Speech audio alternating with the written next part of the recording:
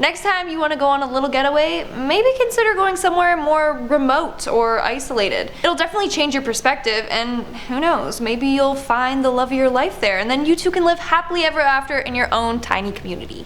How romantic. Hey everyone, welcome back to Most Amazing Top 10. I'm your host, Lindsay Ivan, and today I'm bringing you a part 2 to the video Top 10 Most Isolated Communities at the End of the Earth. Now, if you haven't seen part 1, make sure you check that one out as well. Starting off at number 10, we have the Pitcairn Island. Pitcairn Island is located in the Pacific Ocean and is part of the British Overseas Territory. Now, this island only has 50 people living there, with only a few children. The British government has actually been trying to convince more people to move there, but I could see why people would be more hesitant, as it's thousands of miles from civilization. If you need serious medical attention, then you need to travel to New Zealand. If you have a less serious problem like dental issues, then you can get treated in Tahiti and return within 10 to 13 days. Now, you can only get to this island by a 32-hour yacht ride. On this island, there is electricity and internet access, however, it's only available from 7 a.m. until 10 p.m. Living on this island isn't cheap.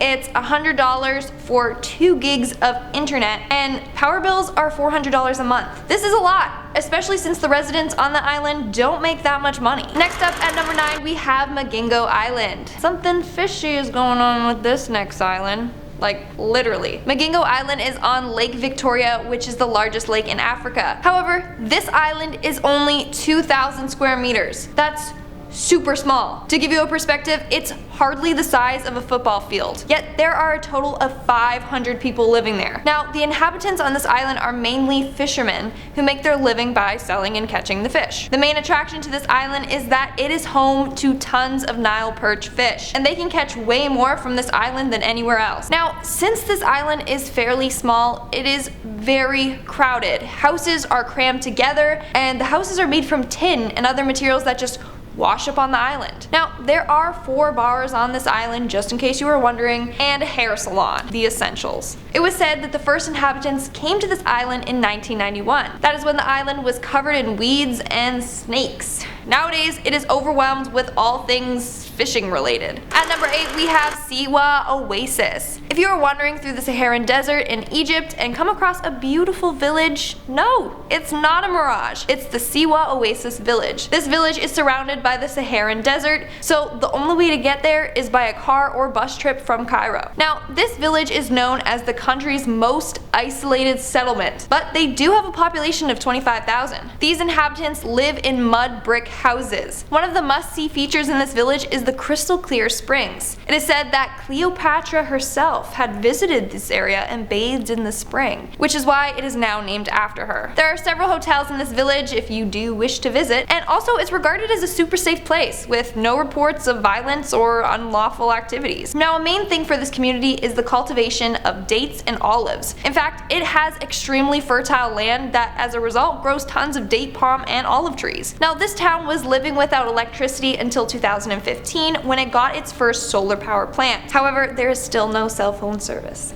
Sorry. Moving on to number 7, we have Easter Island. No, it's not Easter all year round on this island, and it's not where the Easter Bunny lives. Instead, it is a volcanic island located in Polynesia. This island is known for its huge statues found all over the island. These statues are called moai, and there are said to be more than 900 on the island. These statues are a huge tourist attraction. People are amazed at their size and their history. Now, these statues are made from solidified volcanic ash and are said to take up to a year to make for just one. This island is hilly, treeless, and has 3 extinct volcanoes. It also does not have a lot of drinking water, and there's no cattle and no metal. But this doesn't scare away the 7,750 residents who still manage to live a successful life. It is also said that the Easter Island is one of the world's most famous but least visited archaeological sites. At number 6, we have Shantang. Shantang, also referred to as the roof of the world, gets its name from its high altitudes of 4,000 to 9,000 feet. Shantang is home to 7,000 Shangpa, sorry if I said that wrong, who are nomadic Tibetan individuals. Now, if you wish to visit Shantang, you actually need a permit in order to enter. These permits can be several $1,000s, but it still doesn't stop people from visiting. The weather there is said to be fairly unpredictable. Due to the extreme elevation, the winters can mirror the Arctics. Lastly, it is said that this island has the most highly educated community in British Columbia. We are now at our fifth and halfway point with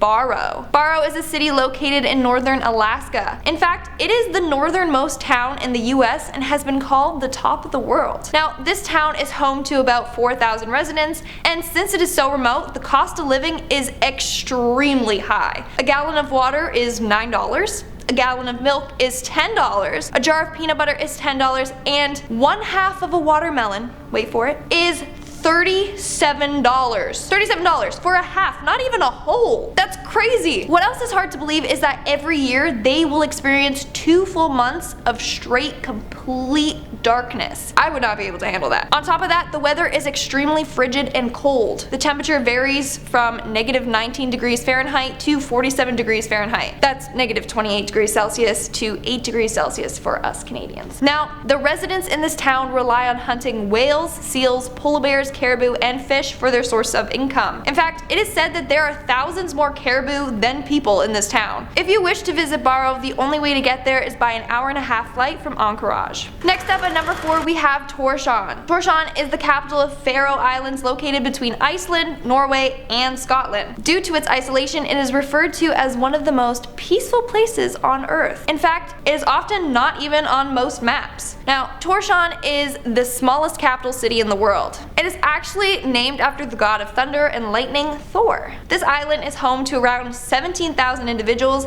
and apparently has the best fish and seafood in the world. Now, one thing that separates this island from the others is the fact that their houses are grass-lined. It is in fact one of their main construction materials. The roofs on their house are lined with grass for insulation and stability. One of the chores assigned to teens is mowing the roof. Using grass on their homes is actually said to be first started by Vikings who settled there in the 9th century. To this day, they continue some Viking traditions like their chain dances, songs, and even the native language. At number 3, we have Cutie. For this next place, I'm bringing you over to my home country, Canada. Specifically a small island named Cutie in Vancouver. This small island has only 400 residents. These people live solely off the land. They grow and harvest their own crops and live a very minimalistic life. Now, they do have electricity, which are from solar panels, turbines, and some hydroelectric plants. There are some people that use fossil fuel generators, or even some that just live without electricity. Now, the homes on this island vary. There's one person that lives inside an old school bus that he fuels with vegetable oil. Others build their homes from recycled or natural materials. Now, sadly, there are only a couple of public toilets on this island, and in fact, they have no sewers or holding tanks.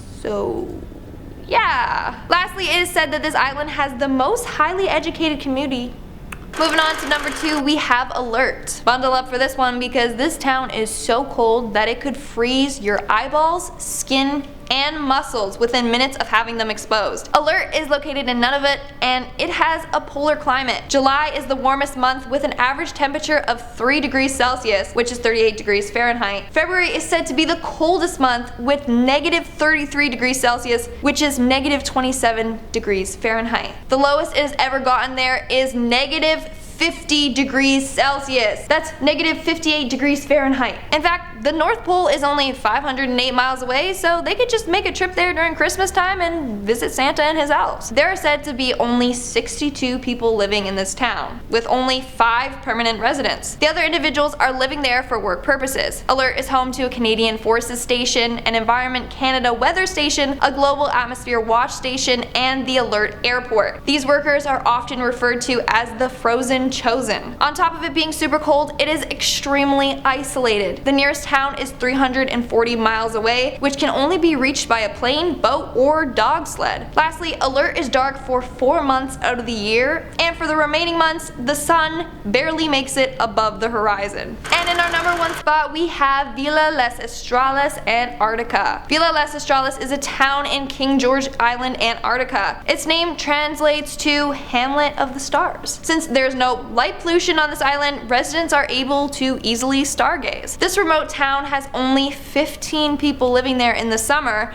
and 80 people living there in the winter. I mean, I feel like it would be the other way around. Like, don't people often want to visit places when it's warmer? In this town, there are only 14 homes. The main residents on this island are Air Force officers and their families. They have one banker, a post office, one gym, a church, and a hospital. Now, this hospital only has 2 beds with 1 doctor and 1 nurse. Now, in case you were wondering, the island does have a souvenir shop, so there you go. There is only 1 school with 2 teachers for the children of the Air Force officers. Fun fact, this island does have access to Tinder. However, they found that it doesn't work the best since there's such a small population. Like, can you imagine swiping through? You're like, nope, nope, no, oh, that's it. Like, you don't got a lot. And there's no dogs allowed on this island for the fear of them transmitting diseases to the Antarctic wildlife. A place without dogs, like, how can you even survive? Love dogs. Lastly, if you want to live on this island, then you have to do one little thing.